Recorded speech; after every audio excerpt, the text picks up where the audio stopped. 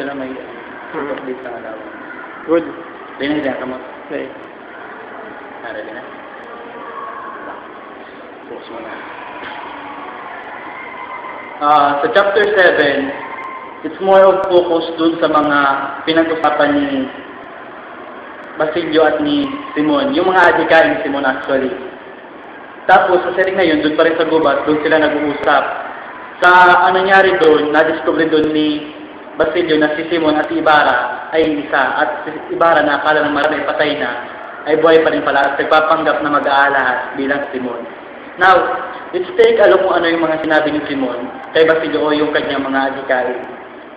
Una, ikaw ay nagsikap ng buong katigasang loob at katulad ko rin ay maroon ka mga pautang na dapat singilin sa lipunan. Ikaw at ako ay kapwa na uuhaw sa katarungan.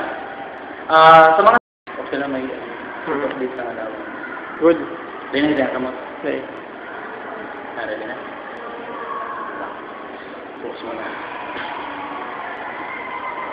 Sa chapter 7, it's more of focus dun sa mga pinag-usapan ni Basilio at ni Simon. Yung mga adhikain ni Simon actually.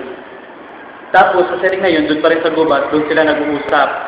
Sa nangyari dun, na-discover dun ni Basilio na si Simon at si Ibarra ay isa. At si Ibarra na akala ng marami patay na, ay buhay pa rin pala at nagpapanggap na mag-aalahas bilang Simon.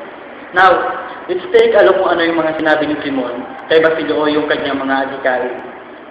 Una, ikaw ay nagsikap ng buong katigasang loob at katulad ko rin ay maroon ka mga pautang na dapat singilin sa lipunan. Ikaw at ako ay kapwa na uuhaw sa katarungan. Sa mga